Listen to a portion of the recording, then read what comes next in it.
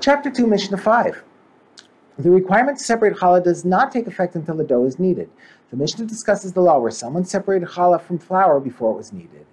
If someone separates his challah from flour, the law is that it is not challah, because challah must be taken from dough, not flour. If he gives this challah to a Kohen, it is considered stolen goods in the hand of the Kohen, and the Kohen must return it. The Mishnah addresses the law of the rest of the flour. The dough itself that the owner needs from the rest of the flour is still subject to the obligation of challah, since the challah separated from the flour was invalid. Thus, the owner must separate another challah portion from the dough.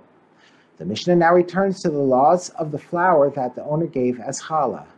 And regarding the challah flour that was given to the Kohen, if it has the minimum amount that is subject to the challah, which is 1 1/4 kavs, it is subject to challah. Although there is normally no obligation to separate challah from the portion of challah given to a Kohen, here the flour is not actual challah.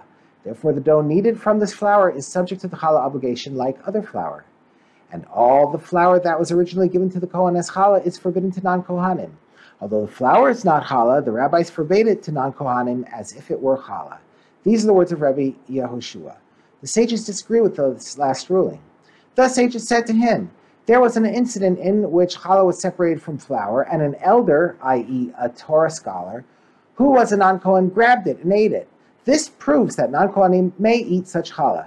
Rabbi Yeshua responds, he said to them, the Torah scholar, in fact, ruined matters for himself. That is, the Torah scholar actually committed a sin by eating the challah and was punished for it. Nevertheless, he did fix matters for others who eat such challah, because they base their actions on the Torah scholar to do this act. Thus, their sin is unintentional. At any rate, the Torah scholar acted incorrectly, and thus no proof can be brought from his actions.